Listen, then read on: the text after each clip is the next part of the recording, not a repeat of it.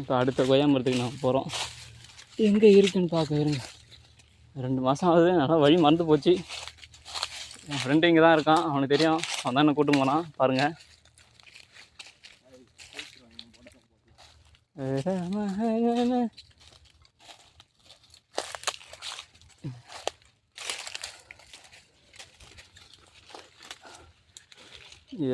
சின்ன வயசுலேருந்து ஒரு எப்படியா இருந்தாலும் ஒரு 1வது படிக்கிறதுலேருந்து 2 பேரும் ஒன்றாவே இருக்கும். இப்போ வயசு எனக்கு 23 ஆகுது. இன்னும் ஒன்றா தான் இருக்கும். பாருங்கள், அடுத்த கொய்யா மரத்துக்கு போகிறோம். பாருங்கள் எப்படி இருக்குன்னு பாருங்கள். இதாங்க எங்கள் ஊர் முந்திரி தோப்பு. வந்து பாருங்கள், வேறு லெவலில் இருக்கும் ஃப்ரெண்ட்ஸ். ஐயோ இங்கே பாருங்கள், மரம் மட்டும் தான் இருக்குது, கொய்யாக்காய் காணோம். வச்சுப்போங்க.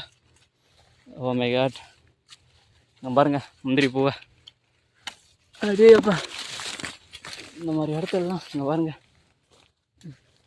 என்ன இப்போ தான் பார்க்க முடியும் பூண்டு. இன்னும் ஒரு 5 நாள் போச்சுன்னா எல்லாம் ஏறு விட்ருவாங்க, பார்க்க முடியாது.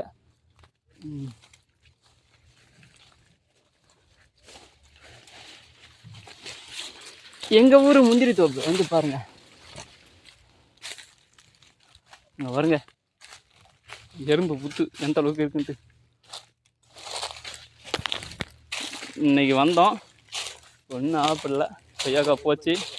போங்க, ரொம்ப சோகமாக இருக்குது. 2 மாதம் கழிச்சு சென்னையிலேருந்து ஊருக்கு வந்திருக்கோம்.